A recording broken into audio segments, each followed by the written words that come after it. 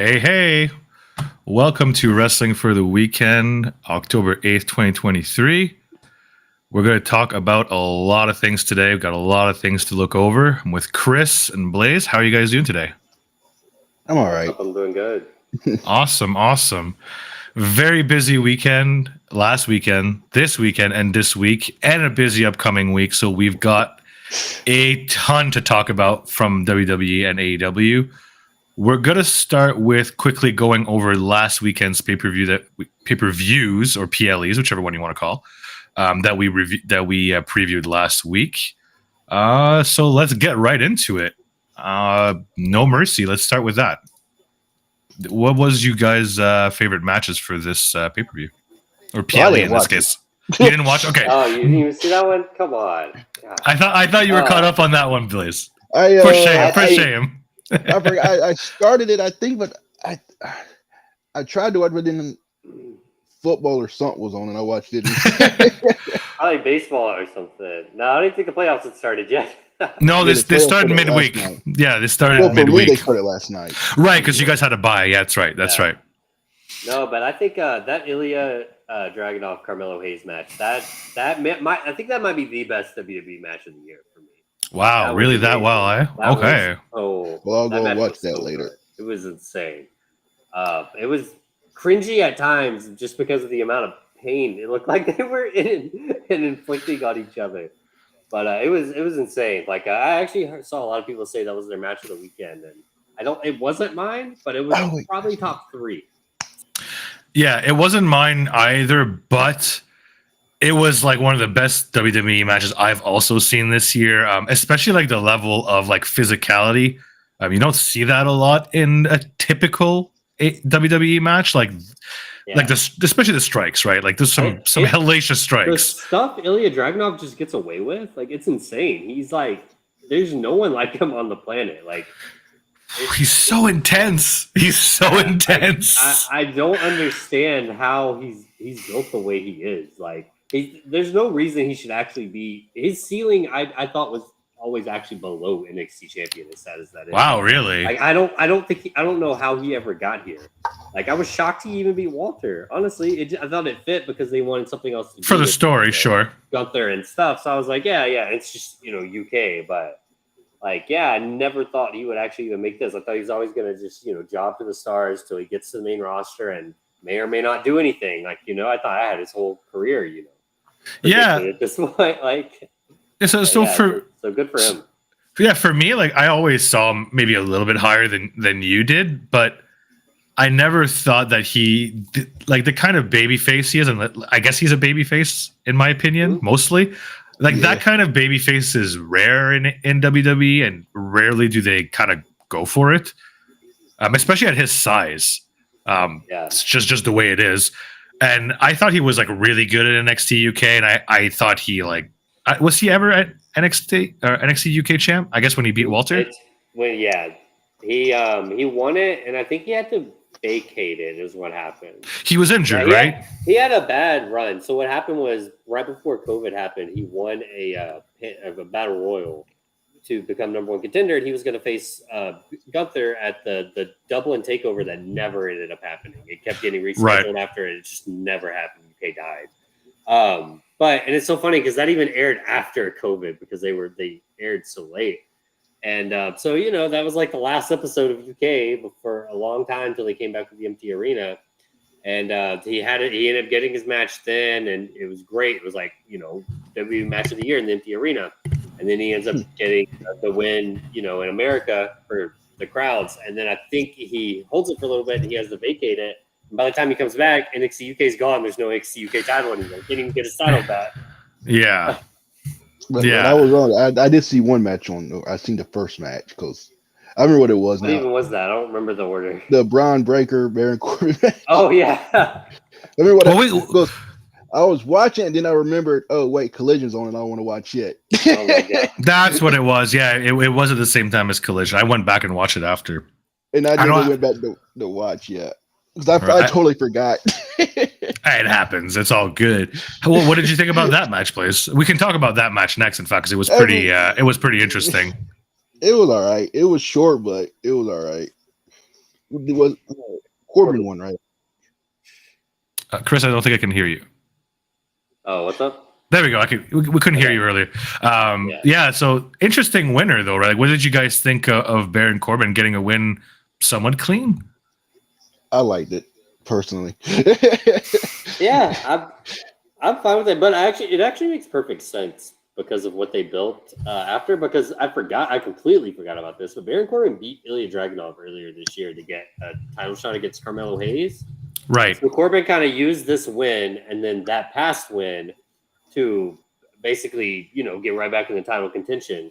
And he's probably going to get another title shot against Dragunov and for Dragunov to get his win back, which is fine. I think that's like really good booking, honestly. That's logical to me, really yeah. Well, yeah. And so it actually makes perfect sense. It's really weird. And actually, I think it's still good, too, that Carmelo and Braun are now both having their match against each other. Yeah. Coming off losses, though, it almost feels like a send-off for both with the main roster backing and everything, too. But who knows where that's going. So, yeah. It's weird. But Corbin has now beat Braun Breaker, and he did not lose to Gable Steveson in the last two PLEs. He did not lose. He's having a good run. He is, and I think your idea of him getting a title shot against Dragunov makes a lot of sense. It's probably going to be the next contender, in fact. That would make all the sense in the world. I think they set up a number one contender match, him against someone maybe, or if not, I think he might just get the title match like soon. It's either that or isn't Braun getting some sort of match as well? His rematch against Melo? Braun versus Melo. That's the Tuesday match, but there's not really any stakes there. There's plug-in as like two big guys with the main roster. Okay. But like you said, it could be their last match in NXT for either one or both. You never really know, right? Especially and it could be I don't think it's number one contenders though. I don't think they've even alluded to anything. Okay, fair enough. I don't think there's an NXT. I guess there is an NXT like special event at the end of the month, right? There's 2 weeks. 2-week Halloween Havoc, but it's Tuesday TV. Yeah. Okay. That's Halloween Havoc. Next up, we have. Well, I guess we have the pre-show as well. We can go through it real quick. There was Blair Davenport defeated Kalani Jordan. It was a kind of a whatever match. Yeah, it wasn't a bad match. It was fine. Davenport won as we all thought she would, and that was that. After that, we had. We can go to the tag team match. Maybe keep the other stuff for after. What did you guys think of that match? I thought the family won. No huge surprise there as far as I'm concerned. Them retaining was a good move, and the match overall was fine. Like I think that was what it needed to be. Just kind of what it was, like 10, maybe not even 10 minutes. So pretty much spot to spot, which they hit everything. So I thought it was fine. Retain because I like them when I do remember to actually watch NXT. Yeah.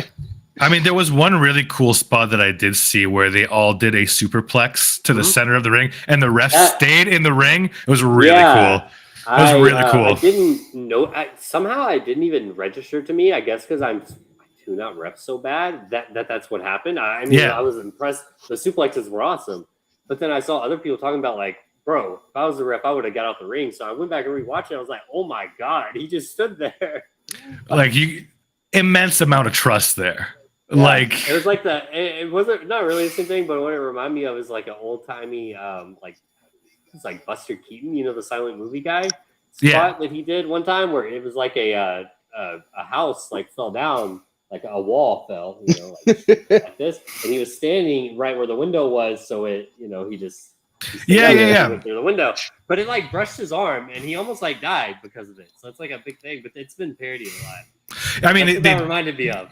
They do it in cartoons all the time, right? Like in Bugs Bunny and stuff like that, right? So, listen, Weird Al did it in his Amish Paradise video. That's right. It's like a really famous thing. The dude almost died doing it. Then we had Chris's boy Noam Dar.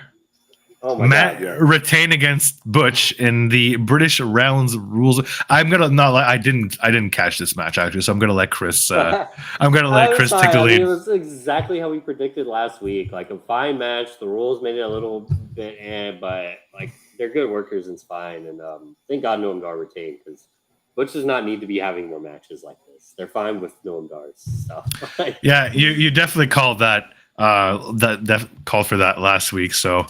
Good on you, and you were correct.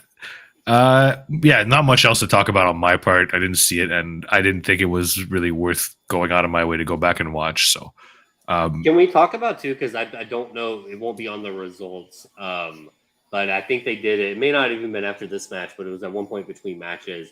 The breakout tournament. I mean, I'm not running out a list or anything of all of them, but they're doing the women's breakout tournament now, and like some of them I know already, and I think they're fine. Like Kalani Jordan, Santino's daughter, I forget her name now, but I think they're good. But then some like there's this girl with a sword.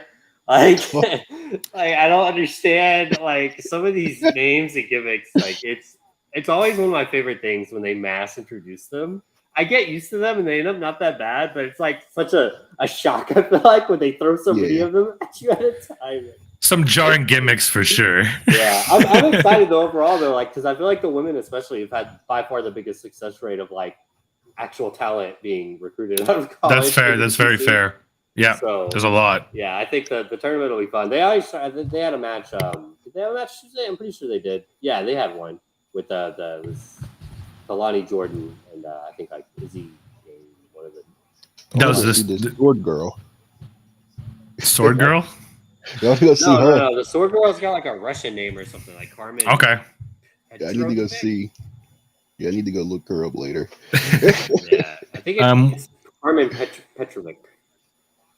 So we'll talk about this match because there's a lot to unpack there, both from this match and later in the week. Trick Williams defeated Dominic Mysterio, but then unfortunately lost the title right away against the following Tuesday. Yeah. So that was kind of a bummer. Match was really fun, though. I know there's been like conflicting reports. Like Fightful said that Mustafa Ali was planning to win the match. Yep. Which makes perfect sense when Trick won and was champion, and that was when they first came out with that. But I think it was Alvarez was like, nah, I don't think Ali was ever supposed to win. He's like, I think Dominic's just going to win this belt right back because he wasn't supposed to lose it. I think they just wanted the pop, which did happen, but that doesn't mean he's right either, you know? Yeah. So I don't know. It's just really weird because it kind of does feel like they just wanted the one feel-good moment. And because they didn't do anything, which Alvarez did predict as part of it. Like, there wasn't really like a thing like Melo wasn't involved at all in like Trick losing in any way, whether accident or what, which if it was furthering that story would have made sense. But it was just all like, I guess you can argue he wasn't there, you know, but right. Trick told him not to be. Trick literally said, nah. Like, yeah. Knowing there was going to be 18 Judgment Day members out there. Kind of makes him look like like an idiot. That's the one thing I never get. But back to the match though, and we can talk about the Tuesday before. The moment was awesome. Like the whole from the beginning, the match was basic, but none of that mattered because the entrance was awesome. Even fucking Booker T, I don't know what that was during Trick's entrance. Like, also they had a stadium of like what 4,000, 5,000 people chanting "Whoop that Trick," which is absolutely absurd. It is absurd. It absolutely is absurd. And but they loved it. Like, him winning, that was like I'm sad that the reign didn't keep going, but at the same time, like, is Trick really ready, or did he just get really hot? So I don't know. This may be best case scenario. Just get your moment and then don't expose him. So I feel like it may not have necessarily been the worst thing that he lost as quick as he did. Like, you'll always have the moment. Like, that will never be taken away. Yeah, like, that's true. That's that true. was like the best 3 days of dude's life. Yeah, I mean, I'm not a big fan of like 3-day reigns for the most part. Mostly okay. I'll say it better. I'm especially not a fan of short reigns for young people because I think that like that could potentially kind of hurt them. I don't think it's going to in this case because I feel like NXT, generally speaking, lately especially has been really good at following up with stuff and like slowly building people up. So I do trust them to not mess this up. But as a principle, I don't like it. Yeah, you don't want this to be Trick's peak. Like this. No, that shit. Peak. Yeah, it has to have a better moment at some point. As great as the moment was. Exactly. Like I didn't really mind it for like stuff like the Bucks, like established teams when they lose, like it's a big shock. And whereas like when a rookie kind of loses like that, it can be bad. That stuff too is definitely like. And I will give it more of a pass. I would say like the Bucks one and this one even was because of plans being changed, like out of control, injuries, firings, that kind of stuff. Yeah. But I will say normally it's your veteran teams. You see like, okay, throw the belts on them real quick. We'll figure out what to do. You know, like that kind of thing. It's not usually done with like a trick, but I think really he lucked into it. But I don't want to take away anything from like the booking that I assume is like really 100% Sean. I really don't hear much about people helping, like because I think he played it perfectly for the week he had to do it, and even delivering on the moment, even if he walked it right back, it was really nice for a 1 week angle. Basically, it was, yeah. May not continue. Yeah, we'll see where it goes, and we can't be too harsh until we see what actually happens, right? So that's totally fair. Another thing is, like, for me personally, I would have actually liked for Dom to fail only because I wanted to see more angry Rhea. I thought that's a more interesting story. Yes, I will add too. It's kind of like because I don't know. It's probably always a pet peeve of mine, but I'm just realizing now too because it's happening kind of twice back to back. I don't like when like plans change essentially for like injuries and whatever, and stuff has to change, like such as Trick winning this title, even though that one was still kind of chosen. They could have had Dom retain, but like more to the point, like Phoenix winning, because I assume Phoenix is just about to lose right back to Moxley.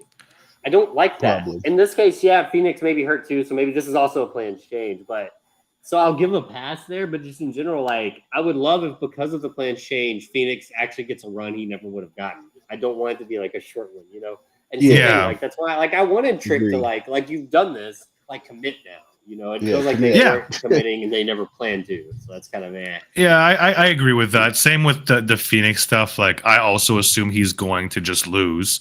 I mean, it'd be great if he didn't. But I mean, I feel like he's definitely like we kind of already kind of know that Mox was supposed to have like some other matches, and I'm assuming they want to probably run those back anyways, even if they're kicking the can down the line.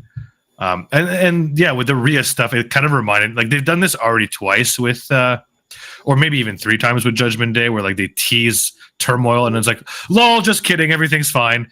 And they kind of done that with the Bloodline for like 2 years too. So it's like, okay, guys, like, can we just like pick a directions? You kind of have to you have to realize WWE's mindset. I'm not defending it at all because I think it's kind of terrible, but they get away with it every single year. They do get away with it. You're right. This is their off season, essentially. They don't have one, but this is their off season, football season. Essentially, they phone it in like crazy most of the time. Every now and then you'll get some hot Survivor Series or something.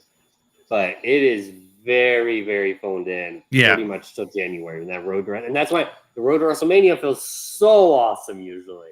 Because like, oh my god, everything's awesome again. Happening again. Yeah. It's like you're clockwork. Right. So you kind of gotta take what you can get during this if you're gonna watch anyway, and go in with that mindset. Like I said, I'm not defending it, but they've done it for honestly 20 years now. Like you're right, and you definitely see it on Raw especially. The longest time. Yes, and on Raw especially. And SmackDown's going to be really weird more going into next year because it's going to be leaving Fox. Like how much are they going to push on that show?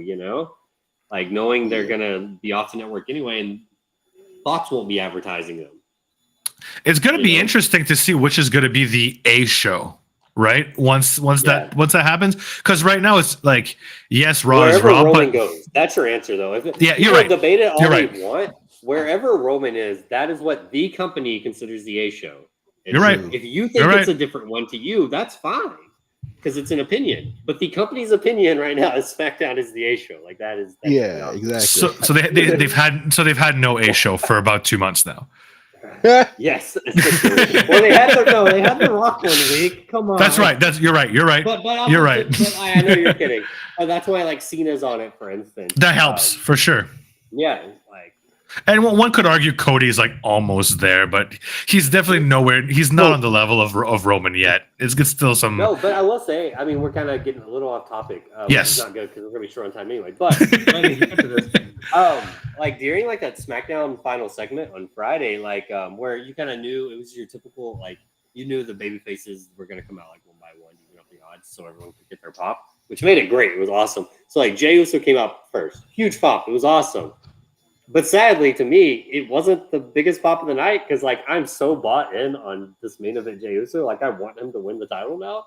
That'd be amazing. When Cody came out after him, it was absurd. I was like, it like resold me again on Cody, even though I wasn't really like coming off of him because I was just like, fuck, he's the hottest baby. It doesn't like Jey Uso's not even close. Like, you know, No, Cody is like in that Cena-ish or close they were to. chanting for Cody before Jey even came out. Then Jay's music hit, and thank God they still pop. Of course, yeah, he's still over. But like, I mean, it's understandable, you know, like Cody's only failed once, right? So whereas Jay like failed for like years and years, so like he still has some ways to go to be like believed as a serious babyface. But we can get back to that once we talk about the weekly stuff. We got to finish this pay-per-view and the match of honestly, this was my match of the night. I actually liked it more than the Dragunov Hayes one.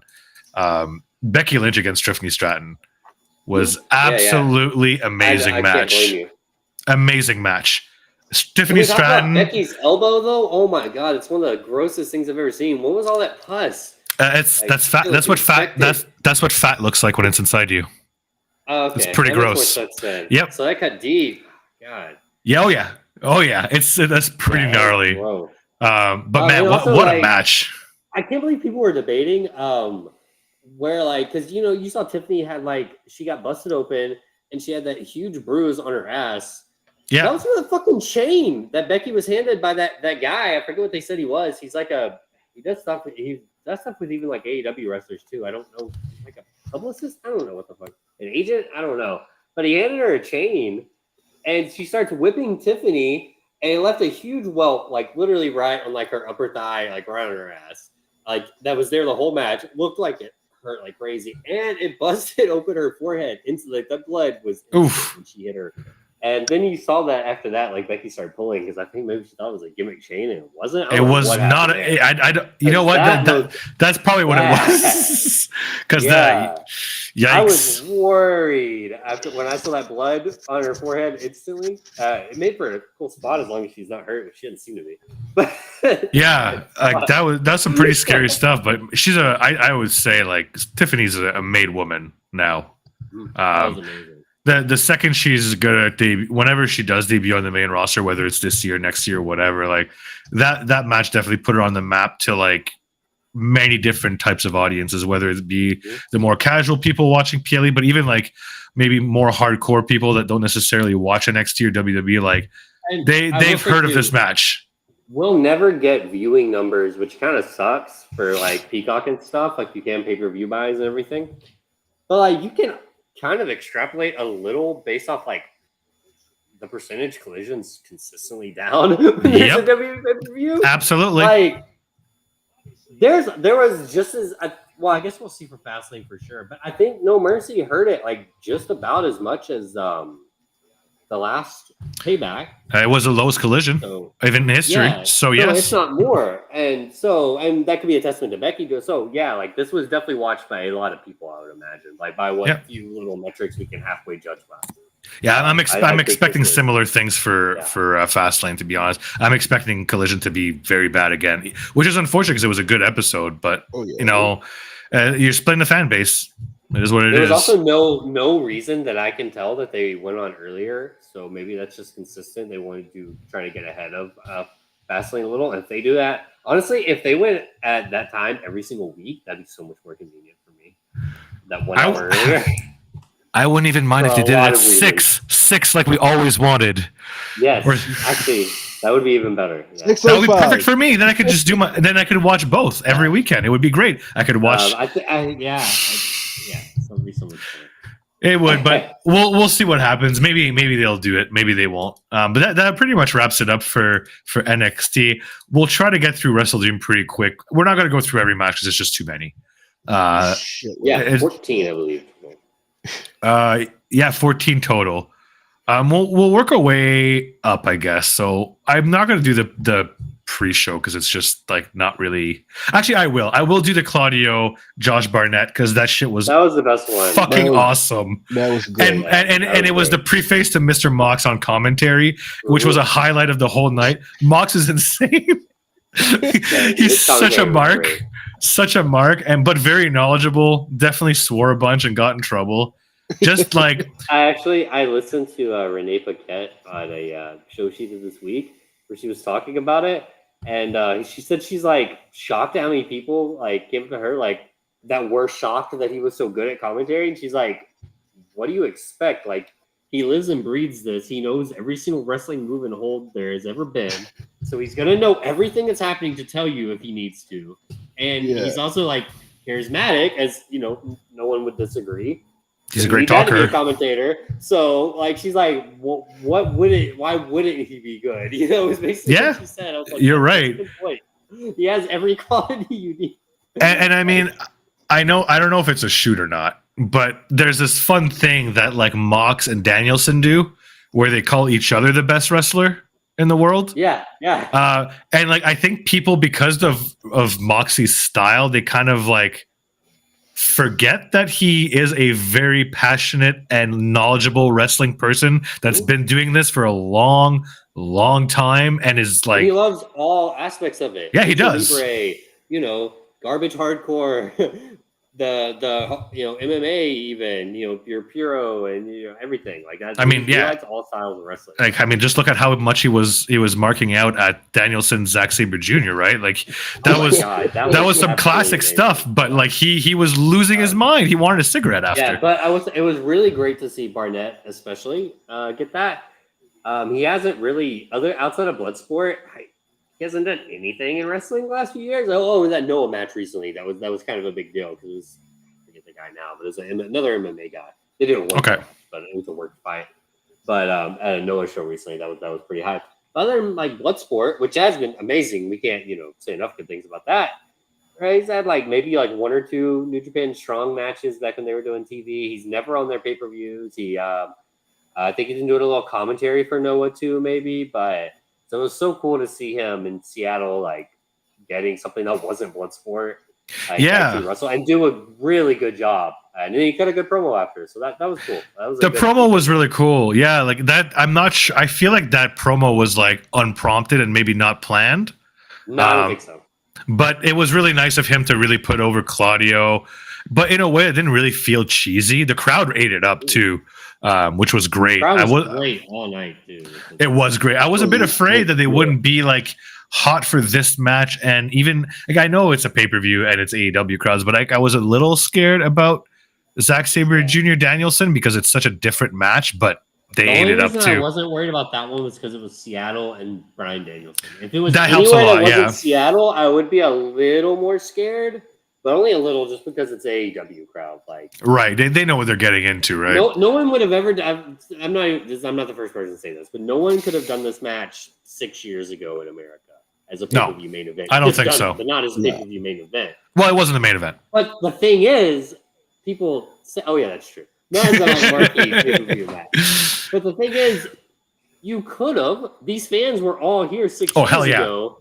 You just didn't have a company catering to them at the time is the issue. That's what I feel like people are not understanding. There was always this appetite's been here for, I would say, since probably the early 2010s at least. Like it's like peak ROH, maybe. Right, yeah, it doesn't come right away. Yeah.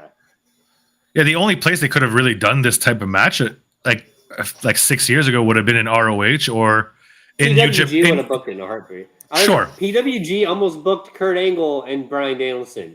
Kurt Angle got pulled out by Dixie Carter. So yeah, that's usually the only that PWG is where you had to go to see these matches more than anywhere That's right. else. That's right. Yeah, they don't. So Meltzer actually kind of went on a little rant the other night on the radio about how like PWG's like basically dying because AEW does all the matches that they were doing now. Like. That was the thing was they would do these matches you literally couldn't see anywhere else because no one would do them because of whether politics or whatever. But now AEW just does them.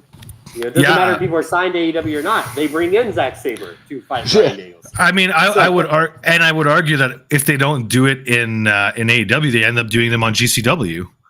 Yeah. So like they've been kind of odd, like boxed in, right? Like they don't really have much else that makes them. Other than the venue, really. It's like the legendary venue that they're always at. But other than that, that's pretty much like, I mean, even their top matches is like Garcia Takeshita and stuff like that, which is great matches, but like you could see that on AEW at any time. On a Rampage. Yeah. On a Rampage. Yeah, exactly. Exactly. Yeah. Blaze, did you have anything to add about the Claudio Barnett thing? Just in general. only the fact that it was a great match, and like I said, the promo afterwards when he put him over, I enjoyed. I was at first I wasn't sure where it was going. I was like, oh Yeah. no. I was like, oh no. And then he put him like, all right, cool.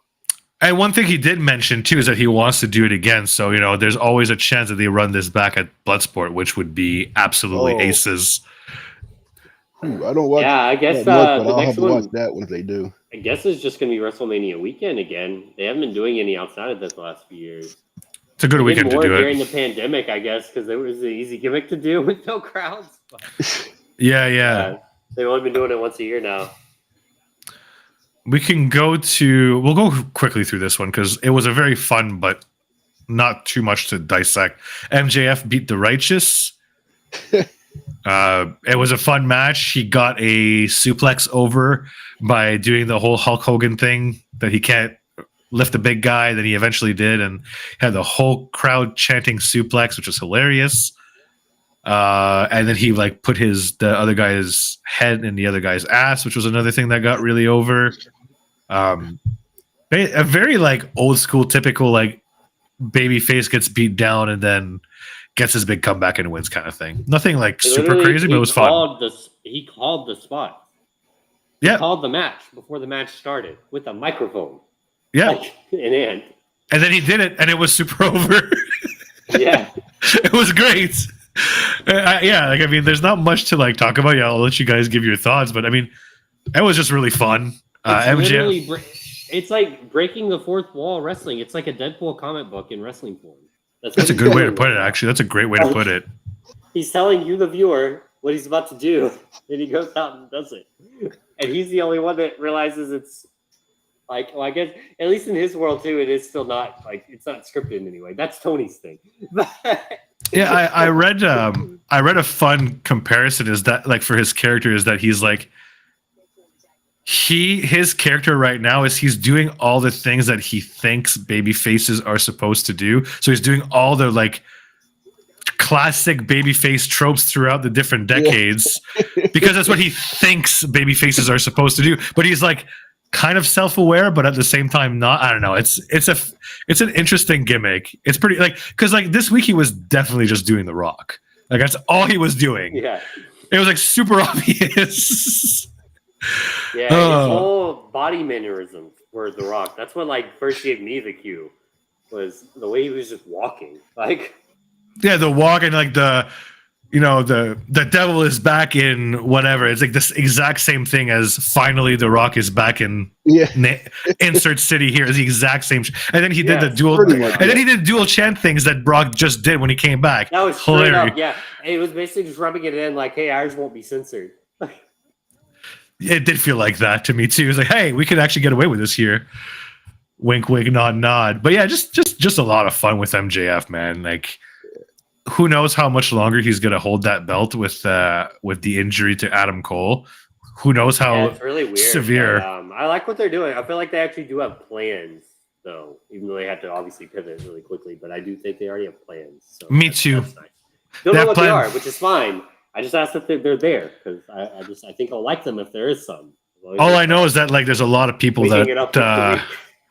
All I know is that there's a lot of people that are coming out of the woodwork hey, I'm also still mad at MJF. He's got he's making a lot of enemies this run. Oh, did you see that when Wardlow returned on Wednesday that his wrist tape said MJF? I just saw this earlier today. I can't believe I didn't see it sooner. I didn't. Yeah, I seen the pictures how I seen it. His wrist tape said MJF on it.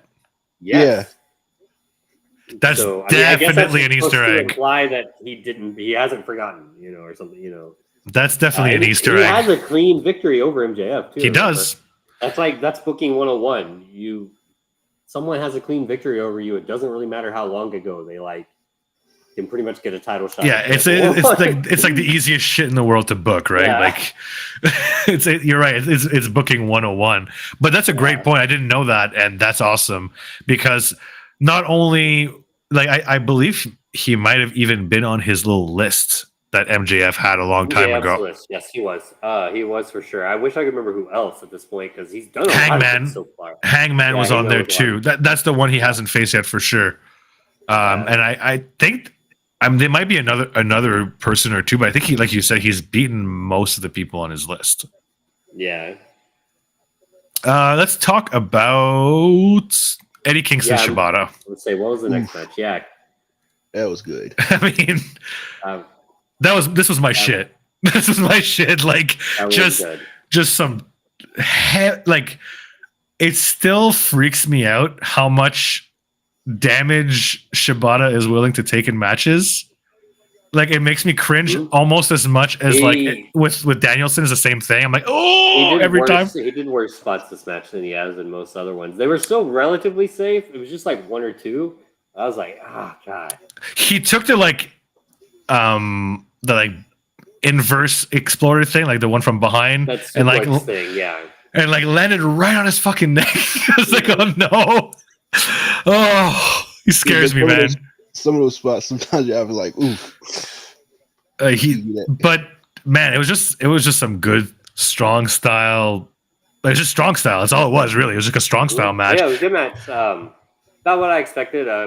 Really nice, cool for Kingston to actually have the match. They aired his promo from afterwards. That it may have been online too. I don't know, but it was like what opened Ring of Honor TV this week. And I haven't caught up. So he was so honored, basically. Like, just thank you, Shibata, for going out there and having that match with me. He was so proud of the match. You could tell it was so awesome. Of course. And Tony, I know for sure, was happy. He wants it to stay forever. Never leave, he says. But man, well, what a match, man! Like, I love also that he's no longer using the back fist as his finisher, and that's now his signature. And he's finished. Me too.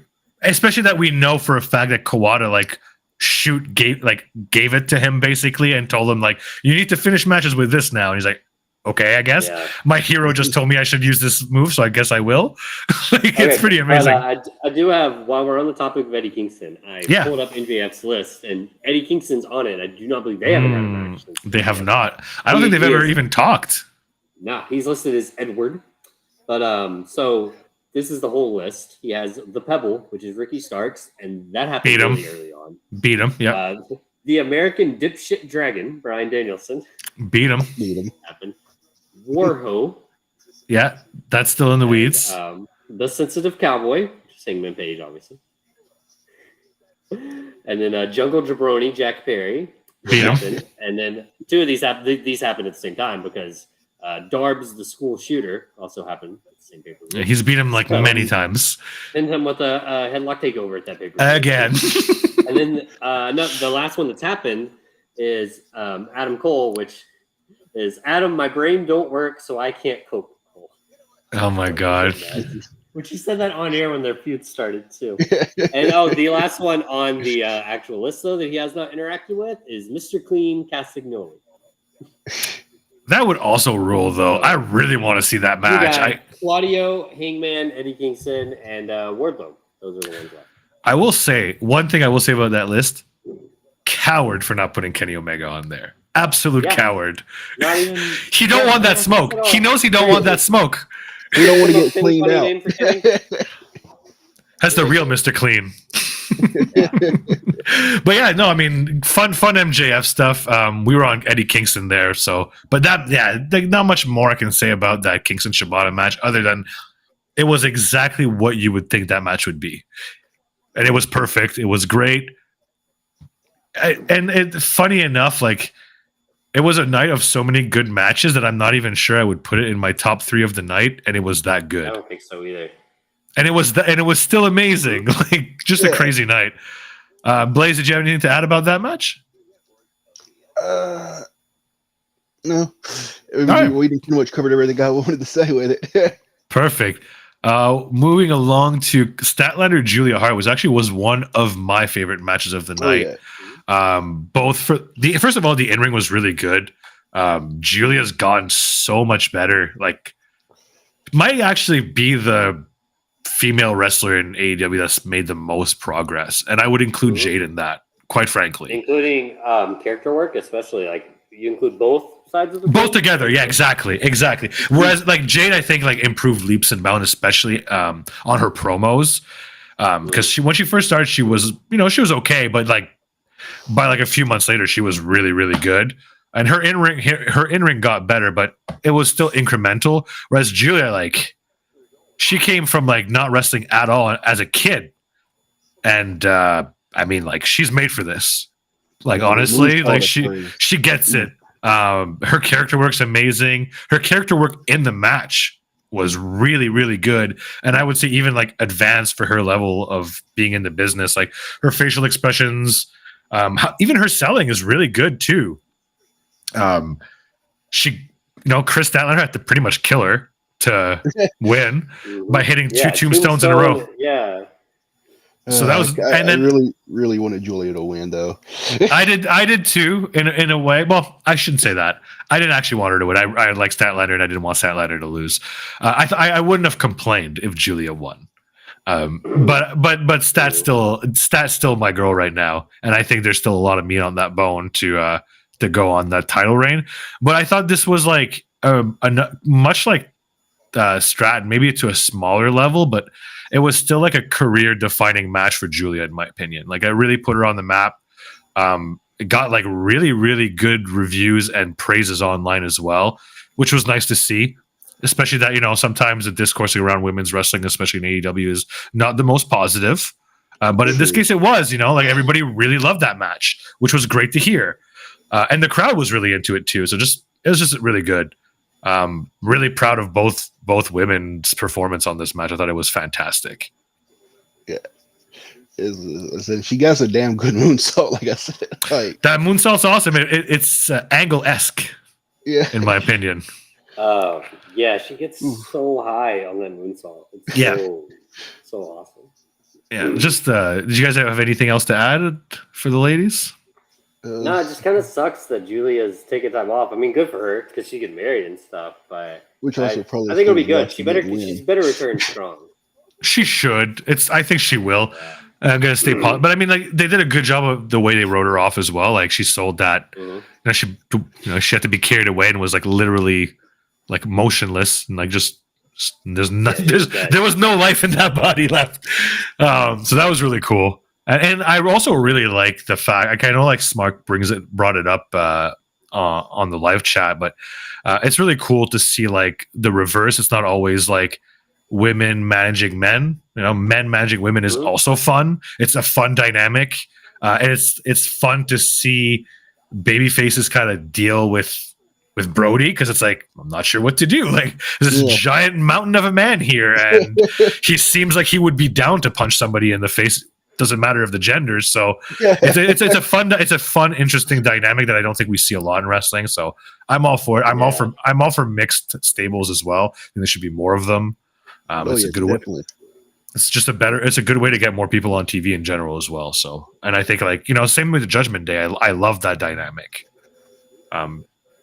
We will move along to the tag team 4-way with the winner getting an AEW tag team championship match at a time of their choosing, rather.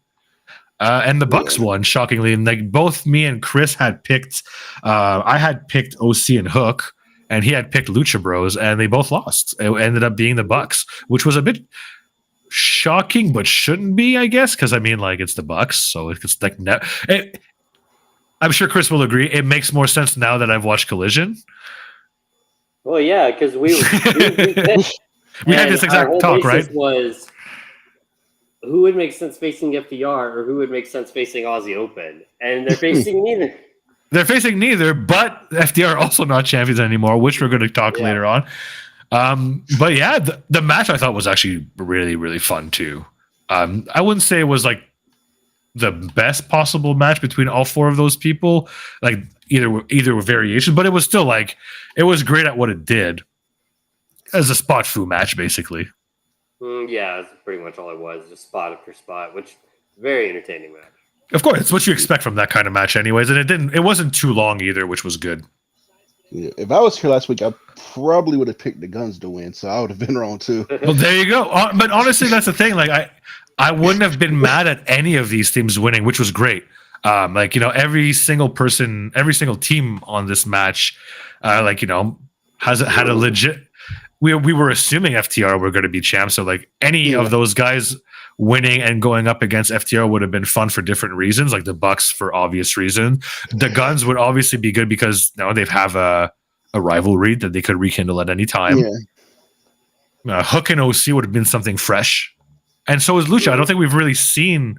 Actually, that's not true. We have seen Lucha Bros against FTR, but in reverse alignments. FTR were heels at the time, and they were doing like the frog shit. Yeah, the frog shit with the AAA the tag team title thing. So it was a weird time. But yeah, so yeah, pretty cool match. And now we know that FTR are no longer champions. I'll be curious to see when the Bucks cash in. I mean, they could technically cash in this Tuesday. Technically. It's Title Tuesday. It is Title Tuesday, so they could come out and say, like, we won the match tonight, and they could have it tonight. There's only 2 title matches, I believe, on Title Tuesday.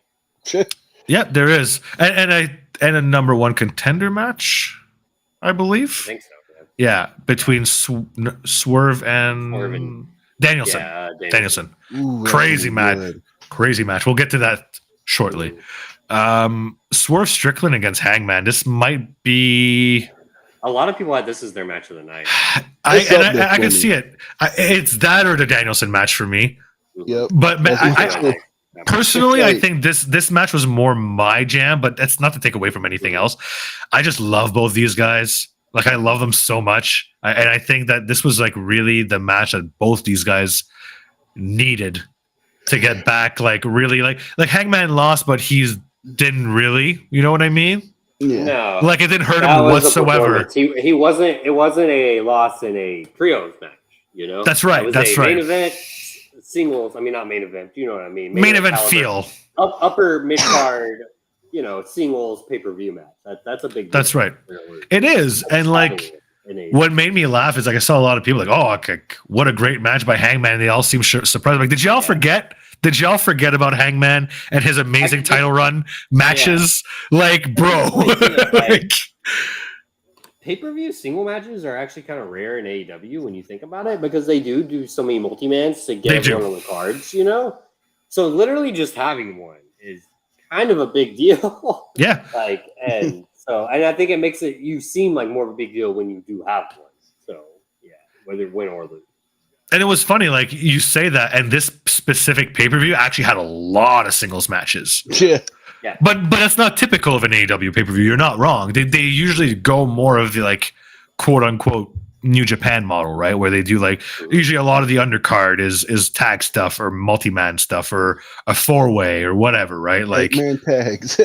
Amen. They love, of course, yeah, and which is fine. Like I like those too, but this specific pay per view was definitely like, here's like 5 amazing singles matches, and they all are different flavors of ice cream, which is really fun. Yeah, it was refreshing from the usual kind of formula they do. Yeah, it was actually one of my favorite pay per views. Just like the flow of it, like for a 14 match card, it actually went by really fast too. It didn't feel like it. I know, like not everybody might agree with that because I understand it's a lot for some people, and it's funny that like the contrast. 4 hours, like yeah, but it's funny, right? Like the contrast. Number of matches, yeah, it's total time is all that matters to me. Like yeah, because like what matches is nothing. It's how like Fastlane was what 3 hours. Fastlane they actually kind of cut short. It was like 2 hours and like I think the replay said it was like 43 minutes, which they kind of stuff in that. So it probably ended about 2 hours and 50 minutes. In. It's a crazy difference in match in how they do things, and I think there's value in doing it both ways, honestly. But WWE has also toned down too a lot of their like extra stuff. Like Fastlane would have been a 4-hour pay-per-view a year ago. With all the talkie. Same in-ring time, yeah. Yeah, they do. Too many segments on pay-per-views, which is something. I shouldn't say 4 hours. It would have been about 3.5 or something. 3.5. It would have ended like 11:30. Yeah. Yeah. I would say they pretty much do fine now. Like there's not too much nonsense in between matches. Because even this time, the only time there was like they had a Pat McAfee promo, but it was like in ring, so that's different. That's a segment. Yeah. That's not a replay or a whatever. Which I like, honestly, because for my personal taste, like I don't like too many segments in my pay-per-view. It's too much. Like 1 or 2 is fine, but like I don't be needing like a segment in between every single match. That's too much. Essential. Like, and if they're not essential, if you do have to like take time to set up for a match or whatever, that's fine. You can do whatever then. But if Sure, you're it can gonna be like actually push back a match when you could go ahead and start the next match, like it better be an essential storyline segment. Yeah, like I almost prefer like when they rarely do this in either company, but like the like after the match interview kind of thing, right? Like Yes, backstage. I actually like those. I really like those. I hate that they're so rare because that means when it does happen, you like know it's like actually something going to happen and not just an interview. Yeah, You someone's have gonna get normal attacked or interviews. something. Yeah. Yeah, you should have normal interviews sometimes. Yeah, I agree. Like those are my favorite kinds. Like especially because they show them a lot of times after AEW, like the next week, right? They'll do those like post-match pre-tapes, and I'd love to see them on pay-per-view sometimes. Same thing New Japan does too. They just upload them after. The only ones they show live are the main event post-match comments. Yes, But, that's right. Yeah, they do. It's like as soon as you get out after you go through the curtain, you're live. They're filming you. Yeah, and you're sweating, and you've got like your thing on your neck and everything. I love that stuff, man. It's awesome. Let's move forward. I guess we didn't really talk much about the match. I guess we should talk a little bit about the match. But man, like, Swerve won. First of all, we didn't even say it. Yeah, I mean, it was just a great match. Like they hit all their big moves. It was almost like what did you expect? It was your big time match. The crowd was pretty much all Swerve, but you definitely had some guys. From what I heard from people that were at the show, was like the fans that were cheering for Hangman very much felt like heel fans, either not even like a split crowd, but like they were just being obnoxious fans. So yeah, and to a degree, like Hangman like was healing it up a little bit too, or at least playing it up. He was playing it up for sure. He looked annoyed at the crowd. It felt like. Which is good. Like that's what his character. That's how he would react in real life, right? He's like, "Why are you booing me? I didn't do anything wrong. I'm the good guy, exactly. Why are you saying fuck me for?" But hey, it worked out, and I mean, Swerve needed this win, man. He needed this win real bad, which is interesting that he's going to be going up against Danielson because like it's kind of hard to bet against Danielson ever. Yeah. So, and I'm not sure he should lose right away after getting such a huge win, but we'll see what they do. The winner of the Danielson match faces Christian next Saturday. So I don't think they're going to do Swerve Christian, but I don't know. I mean, Danielson is also absurd. So I mean, I'm down for either or. Yeah. I'm down for either or. I mean, oh, hell yeah. I mean, logically, I agree with you that like Danielson Christian makes more sense as far as the alignment dynamic, but AEW hasn't really shied away from doing heel versus heel shit. So, and they have history. Christian kind of blames Swerve for losing that match in England. So you can play. Oh, I forgot about that. That's and I mean Danielson. I mean they could just do anything. And I mean if it's Danielson, I kind of hope it is because then you could kind of like maybe sneak in regardless of the result of the match, you can kind of insert Danielson into their feud with Edge or Adam Copeland and that Darby too. Danielson and Darby can bond over like Seattle stuff or something. I mean, and I really would be happy to see Danielson and Copeland tag together. Like that's insane to me. Completely insane to me. I can't remember who's seen. I'm someone on the forum. I said I might have seen on Twitter. So like they just have like Christian like recreate like the Roman thing where he stacks like Edge and Brian, on top of oh my god! just stack up both Danielson and Copeland and pin them both. Yeah. I would love that. That'd be great. But yeah, like that's gonna be super interesting. Great win from Swerve. You hit him with the like Nanos crown, which I thought was hilarious because like that thing looks like a hat with a little bit of metal on it, so it doesn't really look like it would hurt that much. But whatever, they did it. It's got Nana power on it, so it does extra damage. But really great match. I'm coming around on Swerve, but for a bit while I don't know, I just wasn't a fan, but the last month or so I've come around on him a bit. I really like him because I feel like he's like a very much like Christian. Right now he's one of those like unredeemable kind of heels where like yes, there's some stuff cool about him, but he's just such a piece of crap. And he just like the way, like especially when he stopped Donna from doing the dance that one night just to get his heat. Oh my god, yeah, that was perfect. Perfect. Like, nah, you ain't getting that today. Not on my watch. They after he hyped the crowd up too. Like he was hyping the crowd up. Yeah, that's a very very WWE move. Like when they changed Nakamura's song, for example, is a very that type of move. Yes. Yeah, great win, great match. It was probably my favorite match because it's more my style. But yeah, it's just awesome stuff. It was probably like 1A or 1B for me. They're like I can't decide between which one I like more.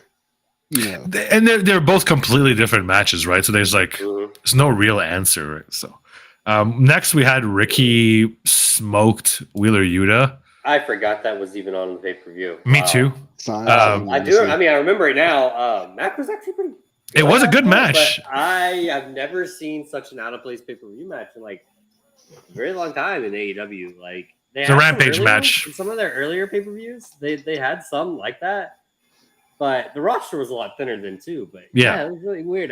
Good for Ricky, get a win on pay-per-view. The crowd wasn't just like dead for it or anything, which they could have been. But yeah, it was just there.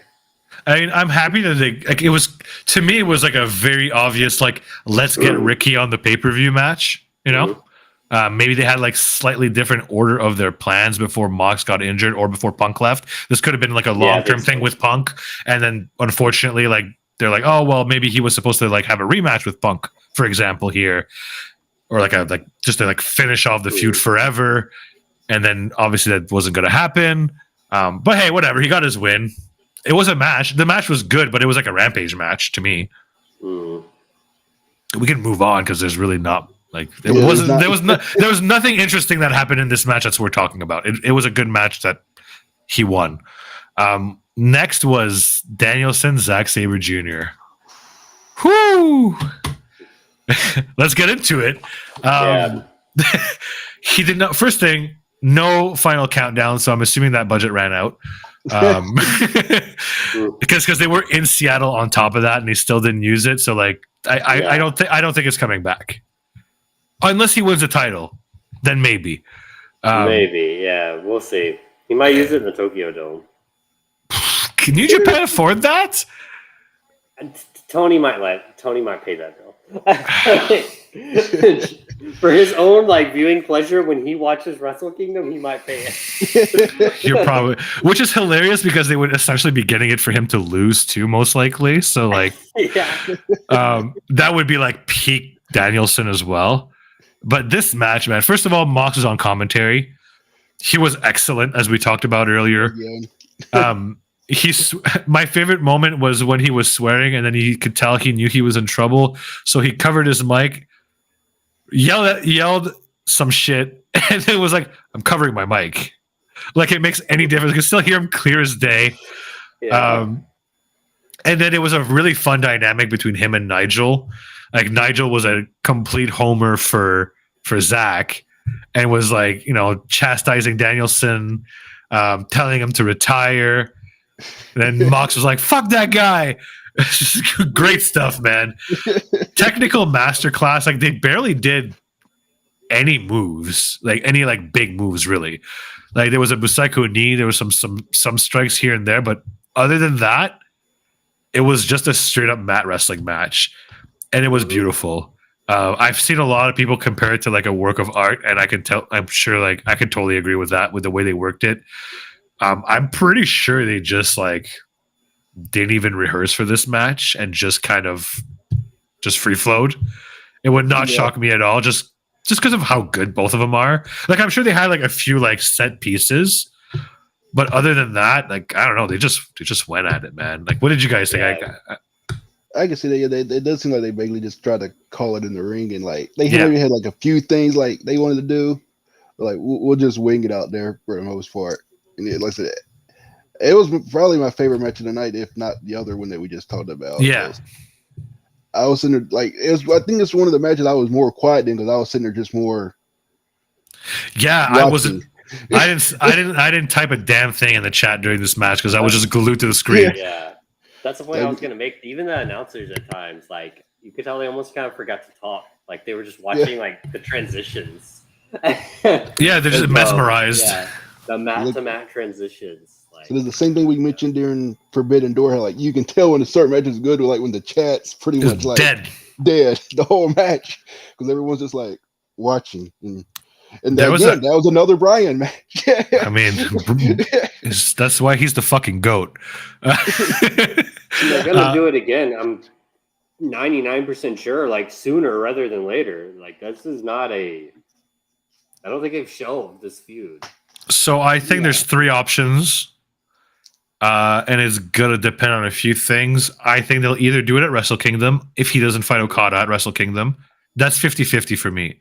If they don't do it at Wrestle Kingdom, I think they'll just gotta wait till they could wait till Forbidden Door, but at that point, if they're gonna wait till Forbidden Door, they may as well just wait till All In Wembley again. Yeah. And that makes a lot of sense. But that could be number 3. You never know. Mm-hmm. They could do it 3 times and it would be sick. On Collision last night, that Danielson finished with Saber's like pinning move. So he did. Oh my god, I didn't even notice that. Not, like, yeah, sooner rather than later for the next match. I didn't even catch on to that. When it would be. But man, there was a really scary spot in this match when Danielson did a dragon screw on Zach, and his foot went fucking 90 degrees the wrong way. I thought like he was legitimately hurt, but then he didn't even hobble. So I think it was just a really crazy sell. Like I don't know, it was wild, man. There's a few crazy things that did he hit him with 1 or 2 Psycho knees? I think he hit him with 2 by the end of the night, not in a row. Finished with 1, but yes, he hit 1 prior, I believe. I don't think he missed. He attempted more, but I think he hit. Which is like part of the shoot too, right? It's part of the angle is that he had to go with strikes to put him away and couldn't finish him with just a hold. A submission match for sure. But it's funny because Zach was the first one that strike, apparently. I don't know that for sure. But people that went back and watched said that he was the first one that threw a strike. I wouldn't be surprised because he's a hypocrite. He's a heel right now, so it's fine. Yeah. But it was, man, like, it was so nice to finally get this match. We waited so long to get this match. It was supposed to happen 2 years ago. But it's been a fantasy match for, like, over half a decade. So, like, I mean, to finally getting done and to do it on a card that was, like, you know, in honor of Antonio Inoki in Danielson's hometown, I think it was just perfect. It's not honestly, it was a perfect match. I don't really think like anybody could really disagree with that, unless you just like hate that kind of wrestling. Yeah, which is totally fine if you do. But like, I don't know, man. To me, it was no notes. Like I would not improve it in any possible way. No, that was amazing. Next, we had. Please. No. I was basically asking what was next because I'm trying to remember. Because didn't they have 2 matches follow it before the main event? Okay, they did. Next was Callis Family against Jericho and the Golden Elite, or if you want to call them the Golden Jets, you can. I'm not gonna say that ever. Jericho's gonna be mad at you. But this match was actually like not a lot of people talked about this match. I really, really liked this match a lot. I thought it was better than FTR Aussie Open, straight up. I know it's a different kind of match, but honestly, I thought it was, for my taste at least. And they were both real close to me, so I haven't thought about that. But yeah, I think I may agree with that too. Ibushi finally looked like Ibushi, which was really awesome to see. I still think he's got a bit of ways to go to be like 100%, but this was more of the Ibushi we know and love. He did the like murder Ibushi spot where you can't kill him, and he just gets up and he does that weird dead face where he's like, "Just hit me, I'll kill you," and then he did. But then he couldn't kill Takeshita, which was also awesome. Takeshita was a star of this match, easily, and that's a crazy thing to say with a match with Kenny Omega and Will Ospreay in it. Honestly, but Ibushi, but they really kept putting Konosuke as like this really unstoppable force right now. Like, you really can't do much to him. He seems invincible. He didn't get the pin here, but he really didn't need to, because he really didn't take a whole lot of like crazy spots, except he did take that. Oh man, he took an Ibushi bump. That was insane. On this, like, I don't remember the exact type of suplex it was, but he landed like on the high bridge of his neck, and it was like, there's Ibushi again trying to, injure people's necks forever. It was awesome. Kenny looked great. Did Kenny take the pin? No, Jericho took the pin, right? Sammy got the pin over Jericho, I believe. Yeah, which is what we said should happen, I believe, last week. We did say that, yeah, because it makes it made the most sense. Sadly, Sammy got concussed during the match too. That sucks, though. Yeah, I forgot about that. There's a couple unfortunate. Yeah, so that was back. In fact, both of these match had injuries back to back, unfortunately. Mm-hmm. Oh, yeah, the next one too. Yeah, so unfortunately, Sammy is concussed. We don't really know much more about it other than he's concussed. They haven't given a timeline or anything, so we'll see what happens. Obviously, we're all hoping that Sammy gets better soon and heals up and it's nothing serious, because concussions fucking suck. He could be out for a week. He could be out for like a year. We never know. Yeah, especially when he has a kid on the way. I really hope that it's nothing too serious and it's more precautionary than anything. Do you know which spot he got concussed on? Nope, no idea. I never saw any indication. And I haven't heard anyone talk about it either. Yeah, me neither. Sometime during the match, and everyone I've heard mention it says they don't know. So yeah, I'll have to go back and see if I can spot it. But it's really unfortunate, because I think like the timing is especially shitty, because it's clearly like is the start of like a serious Sammy push as a heel again. So him not being able to follow up on that victory and getting the pin is unfortunate. I'm sure they'll revisit it back when he's back, but I'm happy for him to get the win back, because I was already a bit like about Jericho beating him on the match. It made sense for the heel turn, but I would have rather he lost. I mean, I would have rather he won. Sorry, on the first match. They did some weird booking with Jericho lately, but it is what it is. Yeah, I don't know. There's not much else to say about this match other than it was a pretty good spot fest with a lot of like New Japan-esque kind of spots, with a lot of like really like hard-hitting suplexes and spots. The finish was quite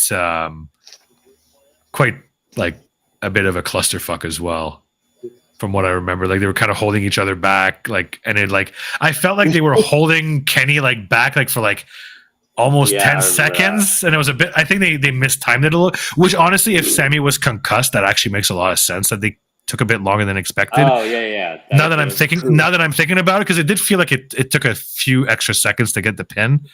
But hey, it was still a really cool match. We'll move on to the FTR Aussie Open match. I'll let you guys kind of like talk about this one, because not that I thought it was a bad match, but I felt probably because of the injury, I was a bit underwhelmed by this match compared to what I was expecting. I think it was kind of like the placement, but also like it wasn't near as good as the one they had last year. Not even close. But that one, but I don't think it was even meant to be, because that one had like, people in Crimson Mask, and it went longer. Obviously, it was the main event. So I don't think they were trying to top it, or one was part of it. But yeah, I think it was just weird that you had already seen all these matches, and then you have this one. I thought it was still really good. It wasn't bad. It wasn't bad. That apparently Mark Davis broke his wrist. I didn't even see where that happened. I just saw Me it neither. point, and then the announcers brought it up. They're like, I think his wrist is broken. I think they just flat out said it. And I was like, oh, that does look bad. Damn it. That makes sense, though, why I didn't get the result that I wanted for that match. Yeah. I'm wondering if... No, probably not. I was going to say, I wonder if like Aussie Open was supposed to win and they called an audible. I doubt it. But we would have heard about it, I think. You could see it. I think it's more likely that like Cash got hurt after. That's right. There are rumors that Cash also has an injury right now, because he has a rib injury, I believe. Or at least kayfabe-wise. Well, that's the kayfabe thing, and that might be the true one too, but that's what they said on screen. But apparently he does have a legit one in some way. It makes sense. I mean, they've been going pretty hard for a while now, so like, not surprised that they like wrestle till the wheels fall. But yeah, the match was not bad. I enjoyed the match, but I think I might have set my own expectations a little too high because of the Royal Quest match. And I was like expecting something of that caliber. And we've seen so many crazy matches from FTR. But I think your point is pretty good that maybe like they held back a little bit for the main event, which makes a lot of sense. Like they may not have wanted to like really like go too ham, especially if there were plans to run it back, which I think there is. Yeah. And the crowd was just tired by that point too. Like, yeah, they came back for the main event. Obviously, they always do, but like, yeah, they got into this match like towards the end, but for the first part, they were quiet. Like, I mean, not too quiet or anything, but compared to the rest of them. I'll be real. I was tired. Honestly, I was tired for this match too. Like that's when I was starting to fall asleep a little bit, and then it picked up for the main. But that's the one thing with these long pay-per-views. Sometimes when you have so many great matches, it can exhaust you. True. Yeah. That's also part of why I was happy when old lady was in the middle of the day. I was like, hell, because you like get kind of tired. Yeah, I like afternoon pay-per-views. Me too. They're nice. And I can go, especially when I work at 6 or I have to get up at 6 the next day. I was very tired. I was very tired that week. Did you guys have anything else to add about this match, like special spots? I don't really remember any crazy spots in this match, if I'm being real. Yeah. No, the thing I think I really mostly remember is the spot that Cash, like maybe kayfabe got hurt on, but it was where they do the sandwich thing running across the ring, which that always looks cool, but apparently. I think it was kayfabe. I think that's like a kayfabe injury move, though, because I think they used that as the reason to sell Tanahashi's broken ribs, too, a few months ago. Okay. I don't think it was actually because of the spot. I think that was just the explanation, but it may have been, actually. Maybe the spot is just actually dangerous. I don't know. Yeah. It's crazy to me, too, that it's Mark Davis that got injured twice when, like, if you look back at a lot of Aussie Opens, like especially this summer, like the matches they've had in New Japan, like the other guy should have gotten injured like at least 5 times by now, and it's just this small random stuff that keeps happening to Mark Davis instead. But you like Kyle Fletcher, like when he like went flying into the railing this summer was insane, and he should have been like I'm surprised he didn't get hurt. He did it last night at Collision against Danielson too. He's mental. He's mental, man. He's got that young body still very durable, I guess. Still made of rubber. Let's move on to the main event so we can go by the rest of the week after that. Christian Cage, Darby Allin, best 2 out of 3. Crazy fucking match, but mostly like it was all about the post match, obviously. Oh yeah. Adam Copeland showed up with the song Metalingus, and stole Sami Callihan's intro, which trolled some people. But man, insane reaction. I was more flabbergasted than anything when that hit, because like my mind went to Sami right away, and there was the rumors for Sami Callihan too, and I'm like thinking like, oh. People are gonna be really fucking pissed. mad. Yeah, they're gonna be pissed. It's like I was like, his AEW career is done. If this is Sami Callihan, so I'm so glad it wasn't for his sake. I mean, it would have been pretty funny in like a weird meta way because of how Christian got his intro. Yeah. But man, yeah, that would have been bad. Honestly, when I saw people saying Sami Callihan in the chat, I was like, "Oh, that would not be a good time to debut him." Not that I have anything wrong with him joining, but not here, not like this. But holy crap! When everyone's expecting Edge, I would have died. Let's talk about. We'll talk about Edge's debut. We'll talk about the finish after. The pop was insane. First of all. Absolutely insane. He still has just as much energy as he used to. Like that's one thing I've noticed with Edge / I'm gonna call him Edge a lot, so I'm sorry. Yeah, it's gonna be really hard not to, and because you can't just say fucking Adam when you're talking about AEW. There's too many Adams. But yes, the rated R superstar. He also kept that moniker, which is really interesting, actually. that WWE let that trademark go, because that's a really good trademark, a really good moniker, especially that they can't call him Edge. So it's nice that they can at least call him that. And that's gonna a lot of people are gonna recognize that too. But man, what a debut! He's super hype. Crowd got the exact reaction you would expect, and Christian turned on him, which was expected as well. He saved Sting. He didn't really do anything other than just stand there, from what I remember. Anyways, just looked awesome. And yeah, just crazy debut. Yeah, I mean, we'll start with that. What did you guys think of the debut? Well, he hit that spear on Luchasaurus too. He did hit on both of them, I think. And Nick Wayne. I can't remember if he speared Nick Wayne or he just. I think he did. I think he did. Definitely did. I just remember he for sure speared Luchasaurus because that one looked good. And they did not miss the spear. Thankfully, Yeah. production did not miss the spear. Oh, I can only imagine Tony before this. I was like, we're like, if you miss this shit, you're fucking fired. Like, not again. Because I felt really bad for both Edge and for WWE production. Like, to have missed the first spear back in 9 years was just unforgivable. It'll be a moment we always love. Kevin Dunn's in your ear, like, oh, we need crowd shots. It's like, no, you don't. Yeah. But man, what a cool spot. That's right. He like speared one of them on top of the chair too, which was really cool. Mm-hmm. But the finish of the match was very interesting because we saw Nick Wayne turn heel on Darby and smoked him in the face with the belt. And like the grossest part too was that he like hit him with the belt, and then like Christian didn't even do a finisher or anything, just like smiled and slowly pinned him for the win, which was gross. Yeah, it was awesome. Christian was a fucking menace this match. The spot where, so for those who didn't see the pay-per-view, they like took off a lot of the ring stuff, so it was like right on the wood, and like I think he took a DDT or something like that he took a certain move, and then like Darby was getting wheeled out on a stretcher, and then this fucking guy Christian gets on the top rope and Frog splashes him on top of the stretcher to the outside, which first of all is insane. Darby is literally strapped on and can't protect himself whatsoever.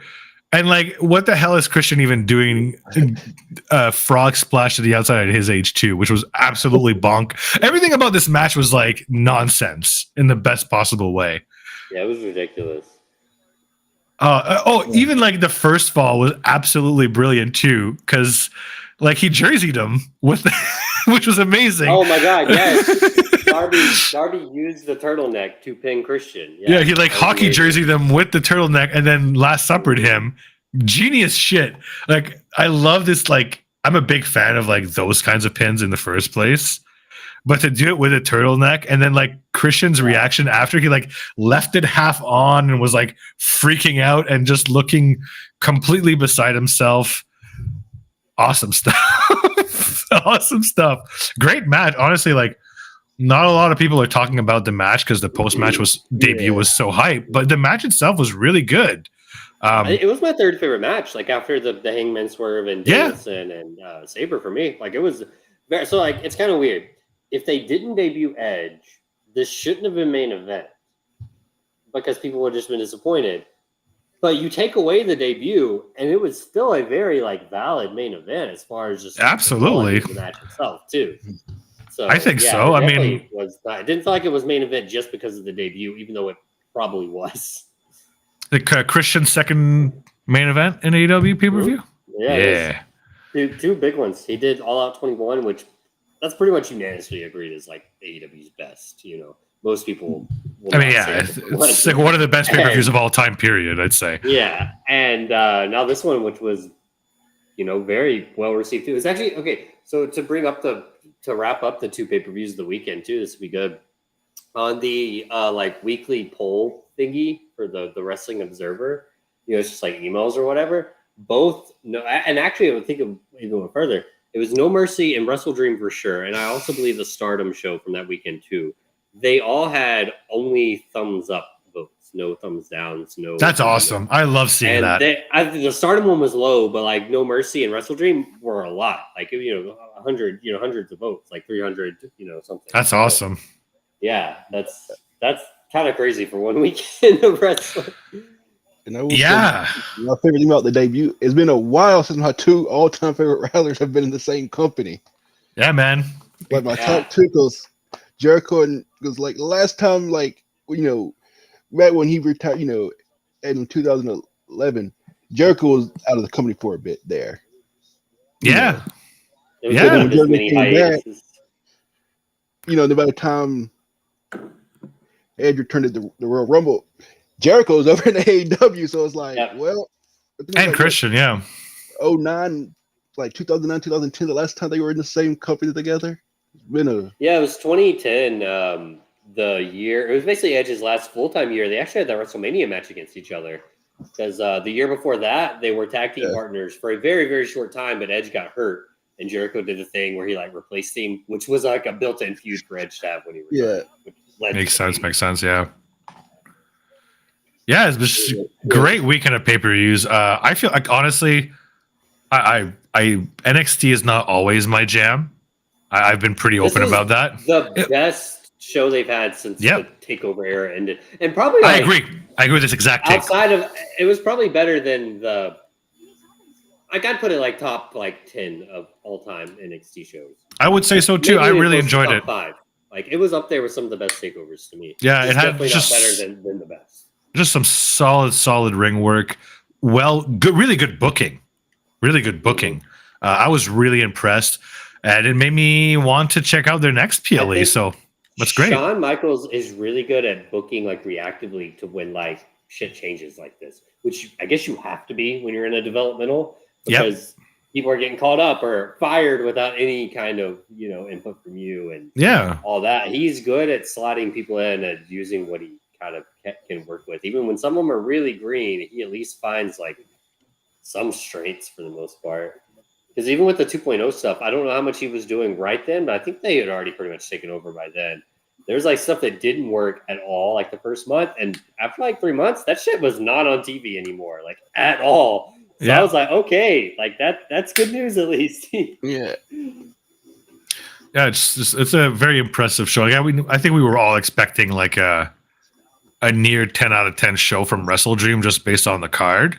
But yeah, NXT like really, I thought like really for the expectations, especially, it was really good, really good show. And I would definitely recommend most people to go watch it if they can, because it was solid.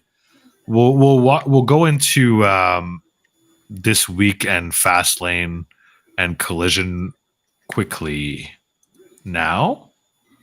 Did you want to do Fastlane first, or did you want to go through Collision maybe first, or like the AEW weekly stuff?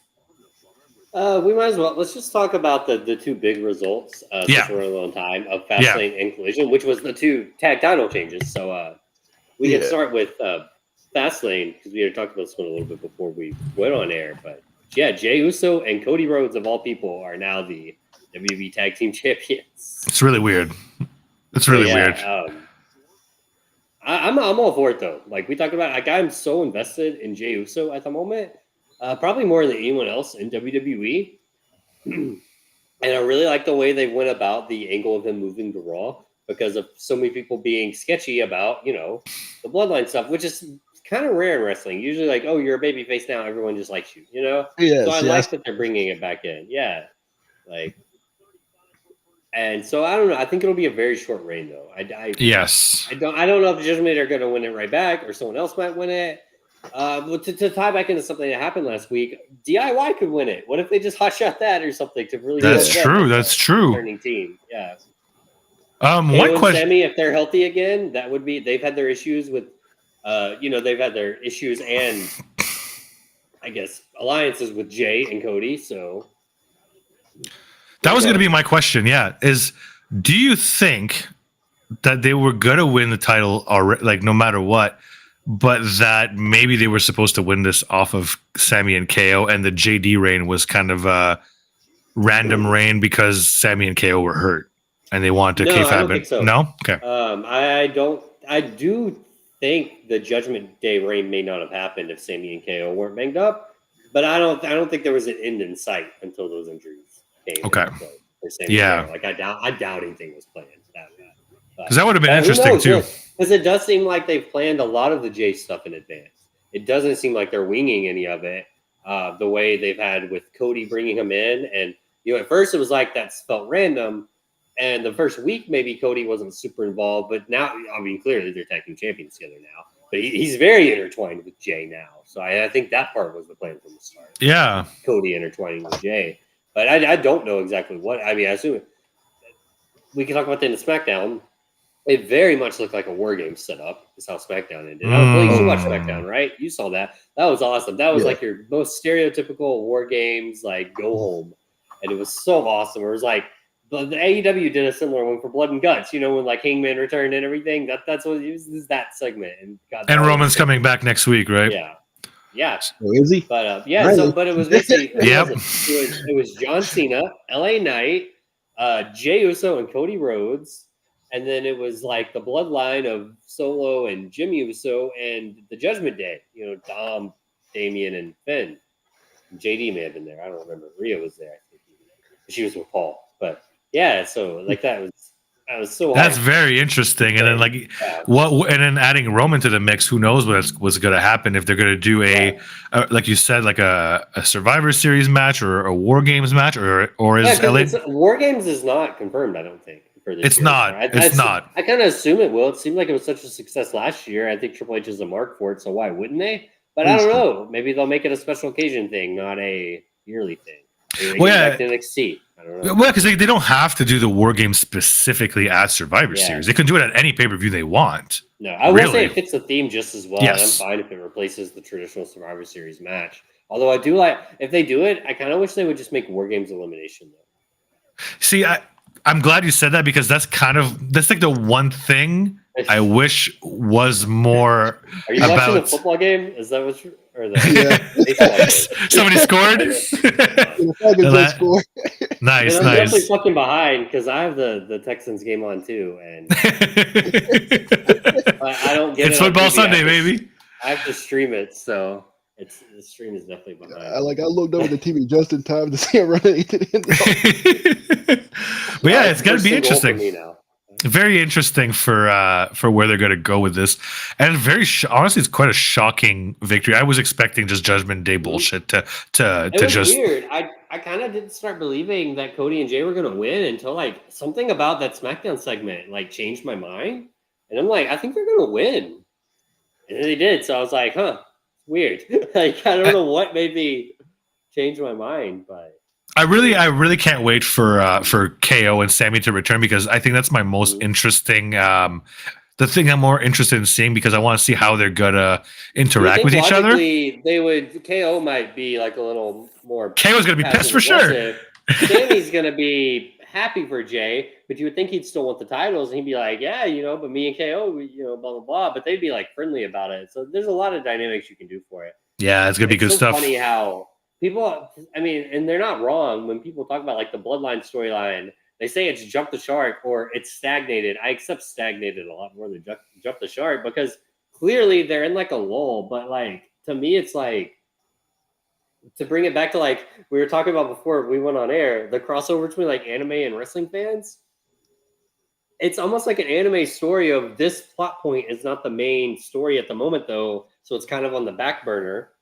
Like filler episodes a little bit. Yeah, pretty much. Which, like, again, that's not really good for SmackDown necessarily, but they're doing other stuff on SmackDown kind of with, like, LA Knight, which is kind of the main part than the Bloodline itself, even though they're involved with it. But the Jey Uso part, that's, like, your main story right now. And it's... Yeah. That part's still by far it. And I consider that still Bloodline in a way, but it's kind of not at this point, though. Like, Jey is just straight up a main eventer.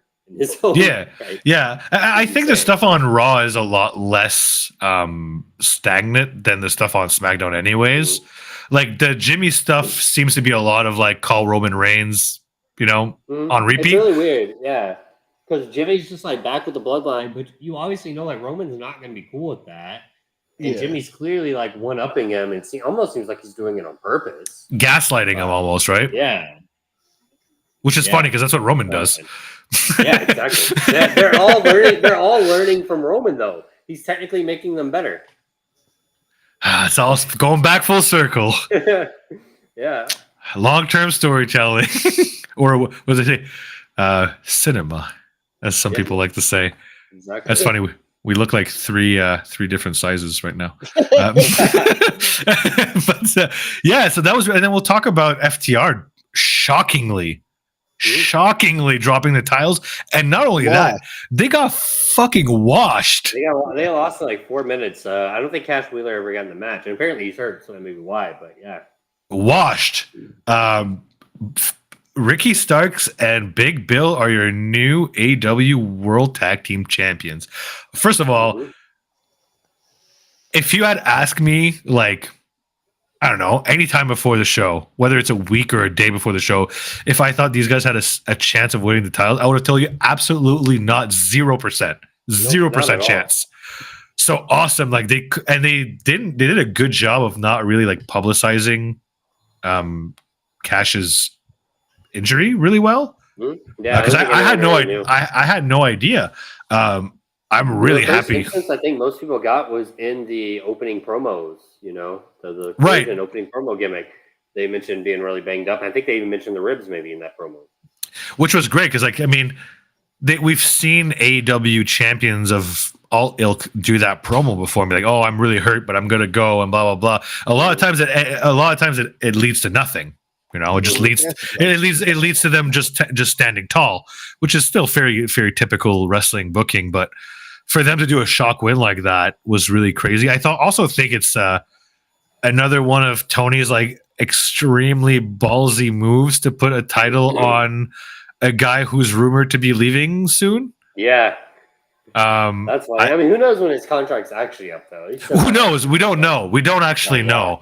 But I mean, it's been. I know for like, I don't know what you guys think, but I personally think that, like, you know, Tony reads this shit and he knows the discourse right now, and he knows what kind of discourse this is gonna do too. They're gonna be like, oh, they're only putting the belt on him just because of this, but that's gonna make people watch, so it doesn't matter. Yeah. Let's talk about Big Bill though, because he was like the star of this match. Really, he absolutely so good this year in general. He's obliterated Dax, like obliterated him, and I couldn't be happy for the guy, man. Like, what a good story, a good redemption story. The guy was like not doing really well at all, like both from a personal and health standpoint.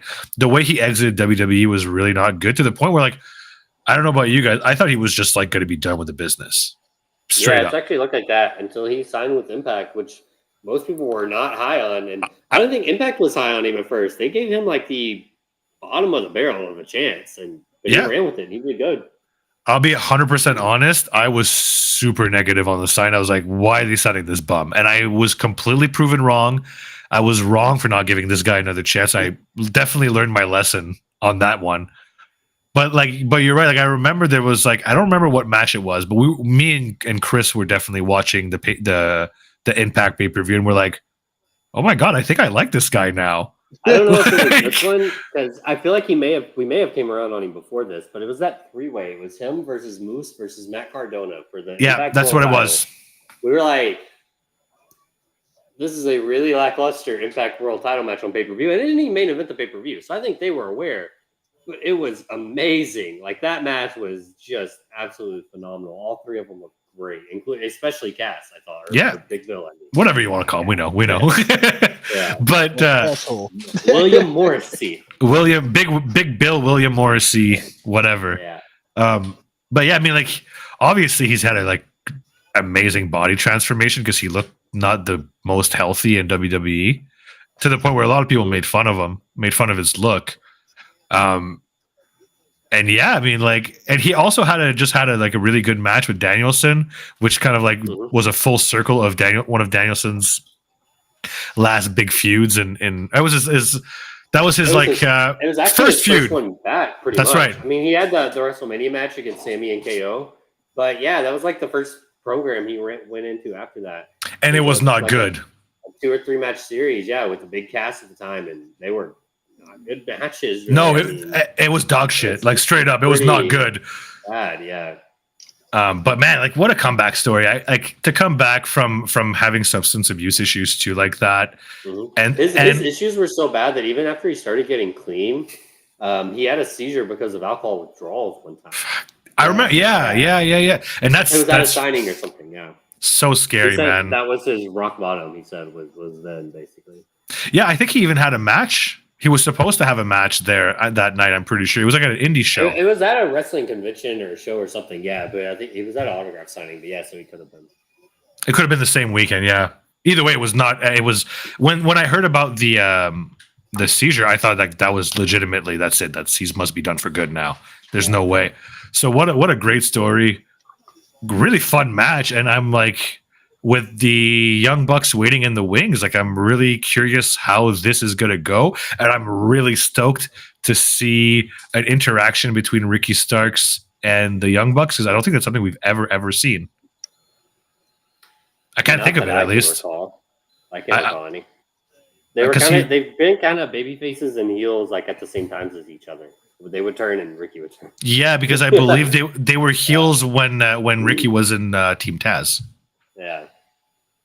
So yeah, I mean, gonna be awesome. I mean, that's pretty much everything we wanted to cover. The only other thing I wanted to talk about was Edge and Christian's face-off on Wednesday, which was some epic shit.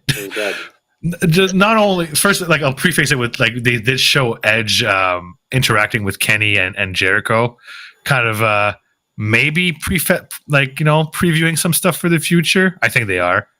I could see all three of them tagging together. If I'm being quite honest, I see a trios in their future. I see it in their future. The three Canadians, right? So, but man, the ending promo, like Edge cut a really, really, really good babyface promo, I thought. And then Christian came out. Edge really wants to bring back the old tag team and win the title one more time. Big hug, and then Christian says, "Go fuck yourself." That was hilarious. And that was it. And the look on Adam's face afterwards was priceless too. He's just like the look, and he also just stayed frozen in place with his arms in place. Great touch. Yeah. Just in complete shock. And then they kind of like went back to it on Collision, and they're going to preview it for next week. Mm-hmm. Didn't refuse. Awesome stuff. And then, man, Title Tuesday, insanity stuff. Like, should we just? I just want to run. We should run down the NXT thing because it's batshit crazy. Make sure you don't forget anyone. So Cody's going to be on there.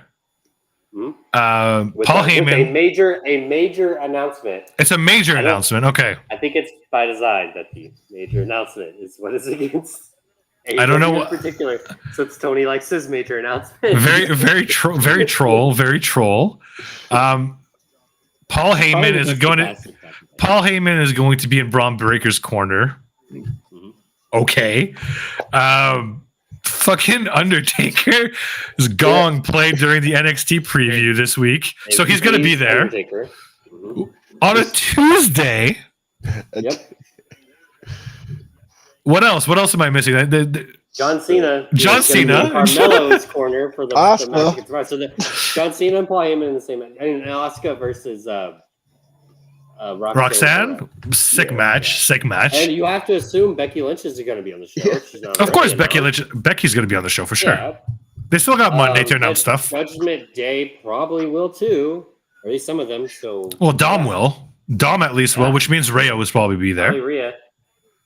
Maybe you know what? Have a Dom and Rhea live celebration. Oh my god! Bring it all back, baby! Ratings bonanza. Yeah.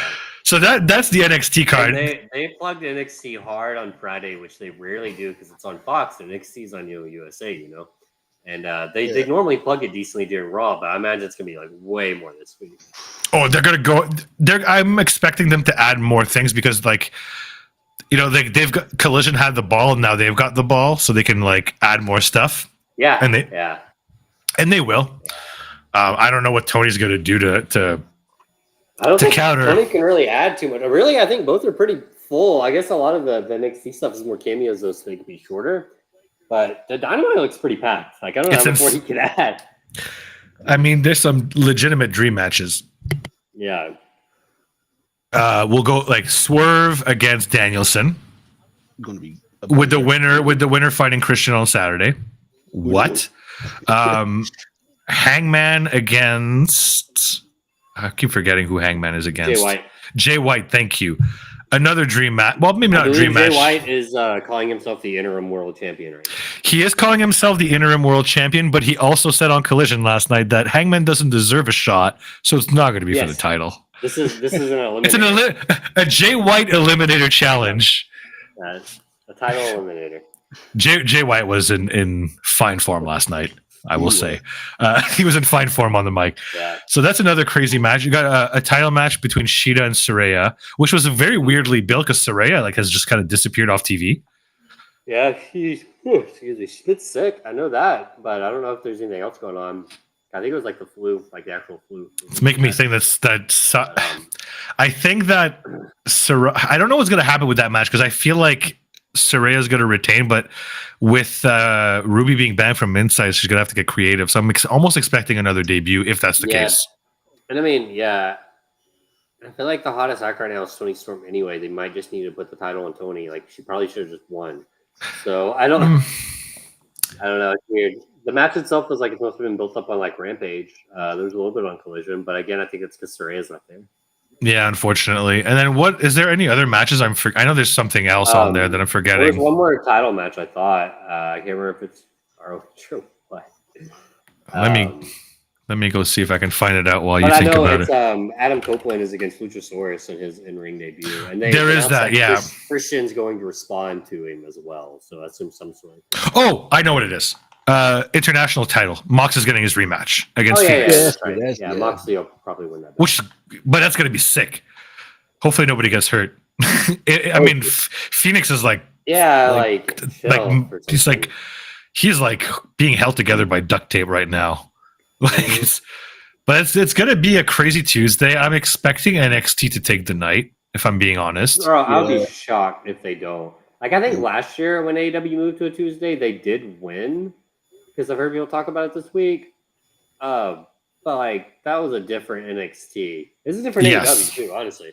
Yes. But, this NXT that was a way different NXT. And I don't think it's... I don't think last year they tried. I don't think NXT even tried anything. Because they didn't really. Good ratings. Anyway. It'll be interesting. I don't think it's going to be a bloodbath like some people are saying. Mostly because I've seen some people think NXT is going to do even better numbers than they did last week. No, they're not because they're still going to be splitting. There's no way they're going to. Maybe I'm wrong. I don't know. Playoffs, because the baseball playoffs are going to have. It's going to be worse competition than it was this week. If it wasn't for that, I do think NXT could do their best number though. I guess be a lot higher than they've done. Head to head with AEW. I don't think there's for me. Maybe, it's more because honestly, think back when they were going head to head every Wednesday. Both ratings were generally higher than they were after they split. It didn't seem like there was because honestly, my theory is that the way the ratings are, I think a lot of people flip back and forth, and I think it just ends up counting both more than anything most of the time. I don't think it's really pulling a lot if you're flipping back and forth. Obviously, if you just straight up pick one, it wouldn't. But yeah, that's fair enough. It seems like the rating stuff worked with me. Yeah, no, that makes sense. I mean, NXT is going to draw more of those Raw and SDL casuals with the stuff they've announced, which are people who would probably not watch either or. If I'm being honest. Yeah. And apparently, a general rule too is you change nights, you lose 25%. That's like a rule of thumb apparently, and so Dynamite would be losing anyway. On his birthday, poor Tony. Oh yeah, it is his birthday. He did spell that out. I don't think he's gonna sweat it too much. Nah, honestly, it's the online discourse is fun. If he expects to win, I'd say call him delusional. If he does, great, good job. Because there's no way he should. That'd be insane. I said it on the website if they did win, but there's no way. I'd honestly honestly, I know the discourse online is a bit more spicy, but for me personally, I honestly think AEW is in a win-win because like if they win, they just beat like NXT on their night with a stacked show. If they lose, whatever, not a big deal. Yeah, if they win, they've beat Undertaker, John Cena, Cody Rhodes. Honestly, it would be devastating if NXT lost for NXT. It would be devastating. But I don't think they will, though. It's almost impossible in my mind that NXT loses. Outside of like Tony Khan announcing Sasha Banks debuting like an hour before the show starts. He just like randomly dropped that on Twitter. I mean, he could. It's not impossible. I just think that would be dumb, and it would be a terrible time to debut her. Like debut her on a random Tuesday seems like a dumb idea. Yeah. Like why waste it? Especially when it's not even their choice to move to Tuesday. So it's not like they're like intentionally trying to be competitive. Yeah. So like it's meaningless in the grand scheme of things. But it's fun to talk about. They're in for the Tuesday Dynamite. They're in Independence, Missouri. Sasha does not need to debut. That crowd might suck balls. I hope they show up. Only have 2,400 tickets out right now. Damn, man. The last time they were there was March of this year. I mean, that's probably an issue. Why are you going back that quick? They haven't been here not over a year. They haven't been here since last December. But they're coming back to Independence, Missouri twice in 6 months. Come on. But they had 3,900 fans. So that's actually a big drop even from just March. But that's because it's only been 6 months, I would bet. More than anything else. How could you miss me if I'm not gone, right? Yeah. That's the thing. 6 months is not a long time for people. Like, it's really not. You should be going to places once a year. Try to hit most places once a year. Yeah, because like I'm guaranteed to go if they come again around, like winter is coming time, like they have the last 2 years here. I'm guaranteed I'm going because it's been a year. Where if they did have other shows sprinkled in like they had before, I don't know if I would have went to those. I mean, like if they came back to they're going to Montreal in December, and I'm like, I'm not going because it's too far, and two, like I've already went like twice this year. But my buddy who lives in Ottawa, it's only an hour and a half. Anyway, enough stuff comes to Dallas that I'm not making any more than like an hour drive, which is basically like if you're on the far end of Dallas, I'll have to do an hour. Yeah, like I mean, I have friends in Ottawa, and like in Ottawa, there's no choice. Like wrestling just doesn't come to Ottawa, unfortunately. Yeah. So, but in East Texas, you're pretty much guaranteed like 3 hours, maybe like 45 to an hour at best, if it's like a house show. Yeah, it's about an hour 45 to Montreal. So, and my buddy who goes to every show, like usually he would go, but he's like, I don't know, man. I already went to Toronto twice, and it's going to be expensive. Yeah.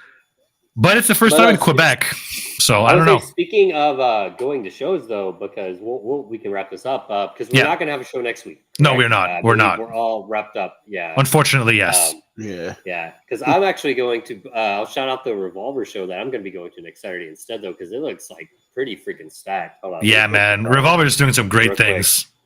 This is like speaking of. It's funny though, because speaking of hitting markets like really quick, they were just here in July, but that was their first show ever in Texas. Oh wow. And it's basically they partnered up with this local indie that does shows like here in Dallas that I'd never heard of until the show. Apparently they do shows every Saturday, like consistently, and the cards actually look decent for a lot of local talent though. And they're partnered up with them again. I'm just gonna scroll through their Twitter real quick because I do believe they even announced John Moxley's going to be at this one. He was not at the last one. Yeah, John's on this one for sure. Yeah, they're just advertising. Revolver actually has shows today that if we didn't have a million AEW and WWE things, we probably would have talked about because it's they have a women's Grand Prix and Mox apparently set that up too. Yeah, Renee's did a lot with it too. It looks cool. But okay, so here's the show, Matt. So one of the matches is the Rascals are competing against. This is going to be one of those local teams. Their names are Alpha Sigma Simga. Okay. They do some frat guy gimmick. Yeah, frat gimmick. They're a local team. A lot of the locals were fun. So I'm kind of looking forward to them showing up. We got Ace Austin versus JD Griffey. That should be fun. Oh, that should be nice. I like that. JD Griffey from the Ring of Honor stuff he's done. Yeah. He's Shane Taylor Promotions. Yep. And then Steve Macklin versus a local guy named Rick Savage versus Lance Archer in what they're billing as a Hoss three-way dance. Big hosses. I love that. Yeah. Then you got Alan Angels against Dante Leone. who's I guess in the country because he's been with Noah for a while. Oh yeah, I'm just booing Isle Angels. It's not a shoot. Me and Haas will be first row for that one, so we'll get to boo Allen Angels. Haas is going to go ham for that. They have Vert Vixen versus Killer Kate for the that's a Defy women's title match because Vert Vixen is actually the Defy women's champion right now. I'm a big fan of Vert Vixen. She's like mini Statlander. I like Vert Vixen. I've only seen like a few Killer Kate matches from like I think she was in Dark a few times, but it's like I'll say it just says, "Oh, this three-way dance is insane." Well, hopefully he can make it because Ray Phoenix is in it. But Ray Phoenix versus Rich Swann versus Laredo Kid. But if Ray Phoenix can't be in it, they might just do a singles match. They might replace him. But if it's a singles match between, it's a very Rich Impact match. Kid, that's fine. Yeah. And then we have. You ready for this? A Texas casket match. What's that? What does that mean? I believe it's just casket match in Texas. All right, fair enough. You're probably right, Bliss. Abaddon against this guy named Matthew Palmer, who I'd never heard of until the last show, but he fought Lance Archer. Apparently, he was also trained by Lance Archer. But he is cool. Character. Oh, you told me about this guy. He's kind of. I remember this. He reminded me a little of Dalton Castle. That's big praise. Character. So this is him against Abaddon in a casket match. Sounds absolutely hysterical. That sounds great. Yeah, that's gonna be awesome. And getting to see Abaddon again, like I've seen her. Like so many times at just about every AEW show because they're from Texas, but they work Texas a lot because always here.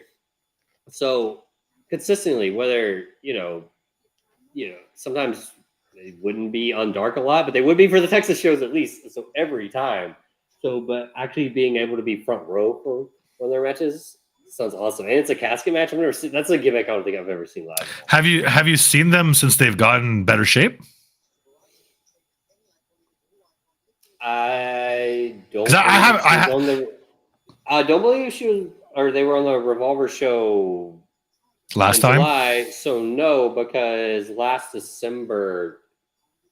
Still injured, I want to say. I want to say she was. Yeah, I think they were injured back then. Yeah, so that's good. Yeah, I haven't seen any of their matches since they've gotten back myself. So I'll probably be checking out that Revolver show if I can. So I hope they ask more. I hope like Speedball's could be there, but he's in Japan tomorrow, so I don't know how that is. Oh, and then Speedball won't be there. Bound for Glory is Friday, right? No, Bound for Glory is the week after. So we're good there. Yeah, it's still got 2 weeks, I think. Yeah, Bound for Glory is the 21st. Yeah. Cool. Okay. Well, we'll probably be talking about that a lot in 2 weeks then. Mm-hmm. Yeah. Cool. Right, well, let's call it a day. We're a little over time today, almost 2 hours, but that's okay. Yeah. We had a lot to talk about, and honestly, we didn't even get to everything either because there's still so much crap. But thanks for everybody tuning in. Give us a like and a subscribe if you're around. That would be greatly appreciated. And we will see you in 2 weeks. All right, see you. Cheers, guys.